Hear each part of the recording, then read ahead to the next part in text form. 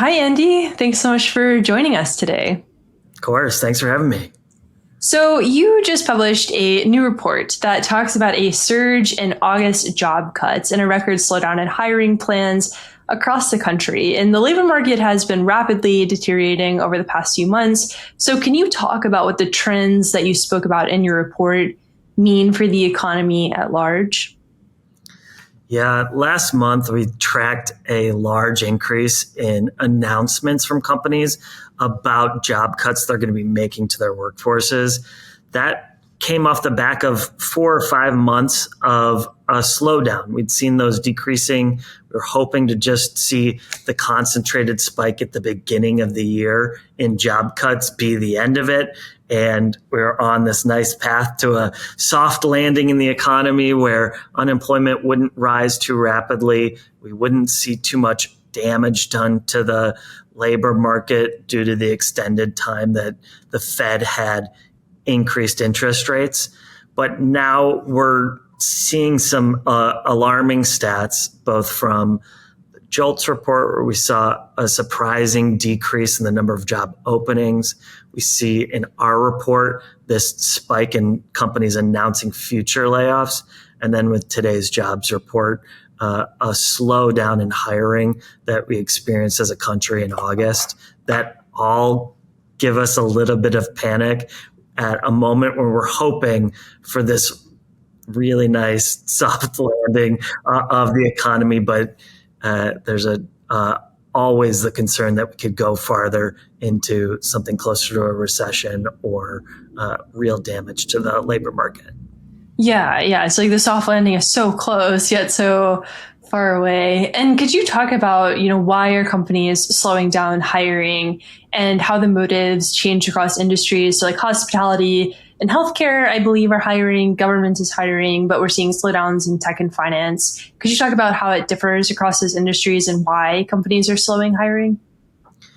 Yeah, well, we've seen job cuts themselves really concentrated in a handful of industries like tech and finance, some in the housing sector, areas of the economy that had grown really, really rapidly during the years just post-COVID when we were in a labor shortage. Particularly in tech, this was notable. There was a hiring spree going on. Companies were adding people at a rate that assumed that consumers' preferences, which had changed during COVID, would continue forever. We've now seen for about a 2-year period an increase in companies in those sectors starting to let go of employees with a certain amount of admonition that they had made a mistake and overhired. What we hadn't seen was that start to move to the areas of the economy that hire lower wage, often lower skill, in-person workers like entertainment and leisure, bars and restaurants, healthcare, certain parts of the healthcare industry, manufacturing. But in the last few months, we've started to see those areas, those industries start to cut not quite as highly as some of those the industries that had hired really rapidly in the post-COVID period. But because we're starting to see it move into those other parts of the economy, it has us worried that the Fed overcorrected and we'll start to see a real decline in the overall labor market before it can be stopped with a lower interest rate. Mm-hmm. So even if the Fed cuts rates at their September meeting, your worry is that it's just too late? It's a pretty blunt instrument. It works well. It can heat up the economy and it can slow it down, the interest rate, but it takes some time to hit the labor market. We'll see the effects of if they do lower the interest rate and how much they lower it hit on the financial side really quickly. We'll see it in stock valuations if they haven't already been priced in. We'll see it on the way companies are projecting their different earnings and metrics. But that takes 5-6 months before it starts to affect the labor market, which was much slower to respond to interest rate cuts. So where the labor market is right now, it's pretty good. We'd like it to stay right here, but the fact that at a moment we were hoping to just see everything kind of stall out, we're starting to see it accelerate towards the negative side.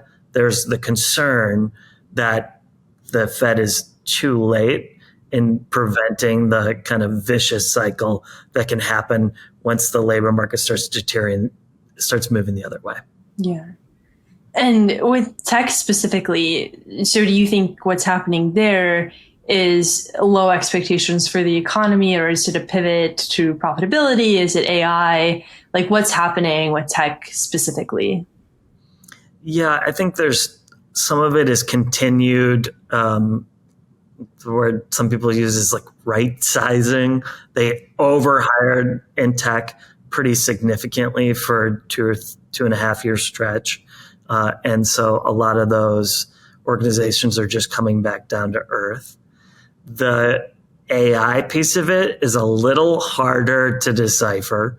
We've seen more organizations mention artificial intelligence as a reason why they're letting people go, either because their jobs being replaced or their organization is pivoting to AI, and that means they are letting go of certain parts of their organization so they can focus in this new direction of a new vanguard technology.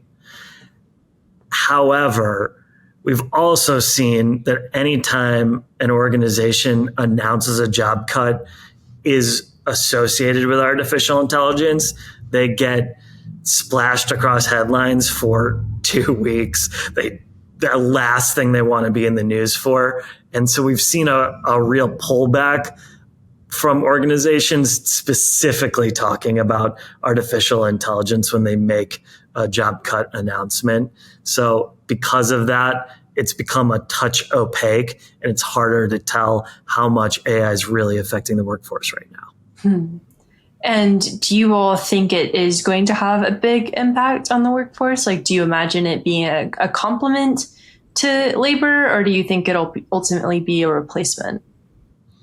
It's a big question. That's what everybody wants to know. Is this the technology that finally like replaces human beings to a degree that we aren't creating more jobs because of it?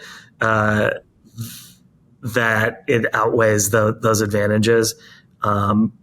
So far, through all of human history, we've seen technology come and destroy some jobs, but create more in the long run.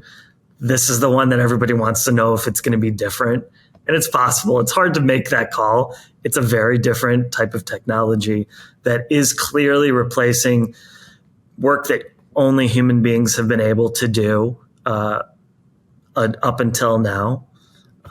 But my general outlook is still more optimistic. When I talk to HR leaders, when I talk to CEOs in their organizations, there is some of this replacement that is going to happen, but they talk more still, even behind closed doors, about the augmentation, about how it's going to advantage their employees, and the people that they do hire are going to be able to be more productive. So I'm still pretty positive about AI's impact on the workforce long run.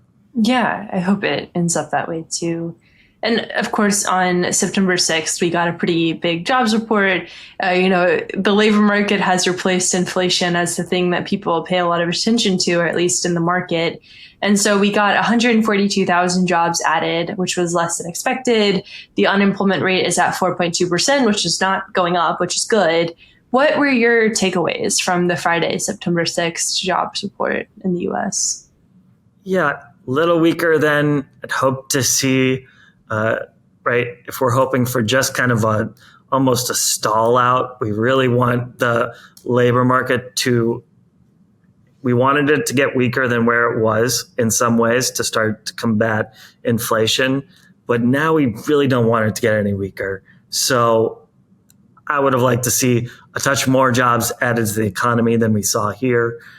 There are a couple signals that are pointing towards the possibility of an acceleration in the downturn in the labor market, which would be concerning because, again, it takes a while for interest rate cuts to have their effect on the labor market. But it's also not striking panic, I think, into the hearts of too many CHROs or CEOs looking at their organizations. There are lots of companies that are still doing some hiring.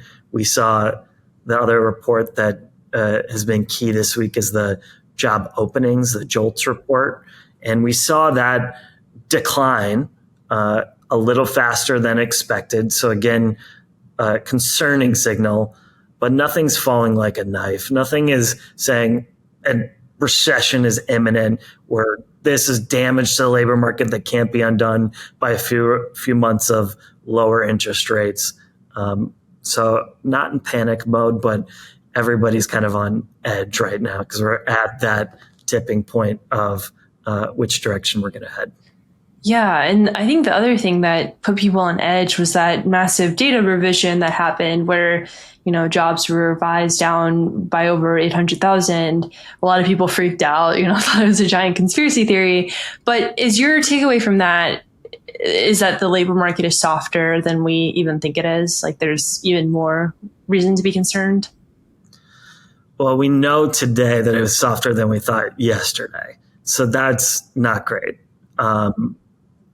What is good is that this information is coming before the Fed makes their decision on interest rate cuts. So that can be factored in, the weakness of the labor market that we're now having a clearer vision about, even though it was worse than we expected, isn't too late to be acted upon at this next meeting. So, again, not in panic mode, but definitely paying close attention. And so my final question will be about, the Fed meeting. Do you think that they'll do 25 or 50, especially considering the labor market weakness? It's a big question. That's a big question. I'm not a Fed watcher. I don't quite do predictions on that. My inclination is they might go a little bit further than people have anticipated because a certain amount of monetary theory does rely on people being a touch surprised about what they're going to do. There's consistency, and then when you want to change direction, it has to be big enough where it is more than what's already baked into the market. So I could see them going to 50, but I'm not hanging my hat on that prediction. Yeah, I think it's always like nobody really knows, right? Awesome. Well, thank you, Andy. This has been a great conversation. So welcome, Kyla. Nice to talk to you.